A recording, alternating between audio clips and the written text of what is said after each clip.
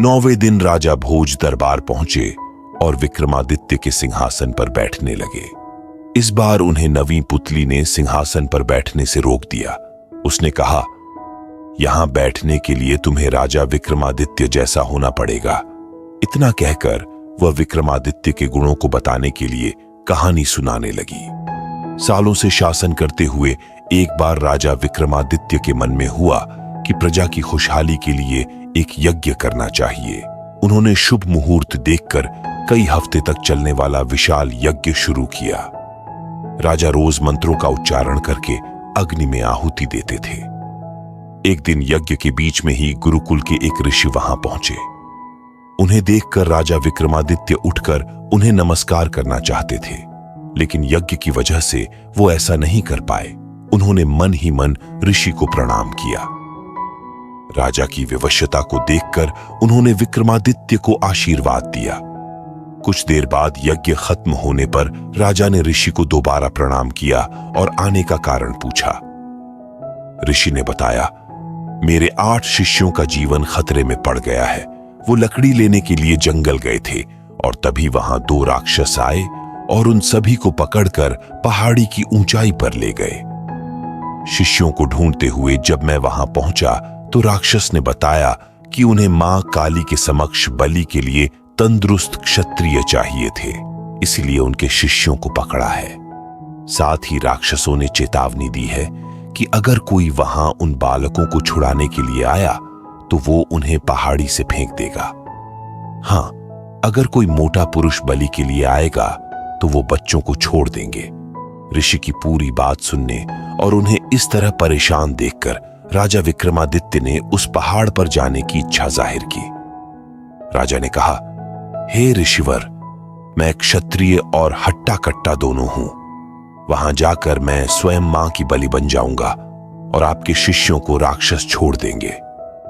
राजा की यह बात सुनकर ऋषि बहुत हैरान हुए। उन्होंने कहा, ऐसा नहीं हो सकता है। मैंने स्वयं को बलि बनाने का प्रस्ताव दिया था, लेकिन राक्षसों ने ठुकरा दिया। अब स्वयं राजा की बलि न तो राक्षस स्वीकार करेंगे और न मैं ऐसा होने दूंगा। कुछ बच्चों के लिए प्रजा के दाता की बलि चढ़ाना गलत है। ऋषि की किसी बात को राजा ने नहीं सुना और पहाड़ पर जाने की जिद करने लगे। आखिर में उन्होंने ऋषि से कहा, मान्यवर, राजा का धर्म होता है कि वो प्रजा की रक्षा करे, चाहे उसके लिए राजा को अपनी जान ही दांव पर क्यों न लगानी पड़े। राजा का हठ देखकर ऋषि उन्हें अपने साथ लेकर चले गए। दोनों कुछ घंटों बाद पहाड़ की चोटी पर पहुंच गए।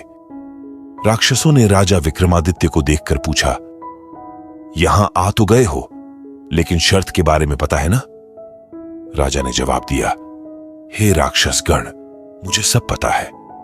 मैं अपनी इच्छा से ही यहां आया हूं। अब जल्दी से सारे बच्चों को छोड़ दो। राजा विक्रमादित्य की बात सुनकर एक राक्षस सभी बच्चों को लेकर उन्हें पहाड़ी की चोटी से नीचे छोड़ आया। अब जीवन के अंतिम क्षण में राजा ने भगवान को याद किया और मां काली के आगे अपना सिर झुका दिया।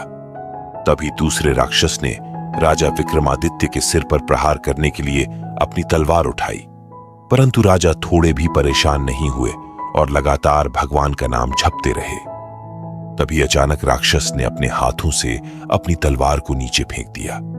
सिर न कटने पर राजा ने जब पीछे मुड़कर देखा तो वो हैरान हो गए। दोनों राक्षस बहुत सुंदर युवराज जैसे दिख रहे थे। उस समय पर्वत की पूरी चोटी चमकने लगी और वातावरण में फूलों की खुशबू फैल गई। राजा कुछ समझ नहीं पाए और आश्चर्य से उनकी तरफ देखने लगे। तब दोनों ने राजा को बताया कि वो इंद्र और वरुण देव हैं, जो उनकी परीक्षा लेने के लिए आए थे। दोनों देवों ने राजा विक्रमादित्य से कहा, हमने तुम्हारी बहुत तारीफ सुनी थी, इसलिए देखना चाहते थे कि तुम अपनी प्रजा के लिए क्या कुछ कर सकते हो। अपनी प्रजा के लिए जान दांव पर लगाने में तुम संकोच करोगे या नहीं?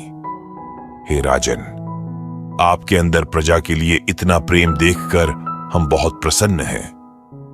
इतना कहने के बाद दोनों देवों ने राजा विक्रमादित्य को आशीर्वाद दिया और अपने लोक चले गए। कहानी पूरी होते ही नवी पुतली मधुमालती ने राजा भोज से कहा कि अगर आपके अंदर भी ऐसे गुण हैं तो ही सिंहासन पर बैठने के लिए आगे बढ़ना, वरना इस बारे में कभी सोचना भी नहीं। इतना कहकर नवीं पुतली वहां से उड़ गई। नवीं पुतली की बात सुनकर राजा भोज सोच में पड़ गए और वहां से चले गए। कहानी से सीख, हिम्मत और साहस से हर परिस्थिति का सामना करना चाहिए। किसी को मुसीबत में अकेले छोड़ने की जगह उसे उससे बचाने की कोशिश की जानी चाहिए। हम आशा करते हैं कि आपको आज की वीडियो पसंद आई होगी। ऐसी और वीडियोस देखने के लिए डिस्क्रिप्शन में दिए गए लिंक्स पर क्लिक करें और चैनल को सब्सक्राइब करें।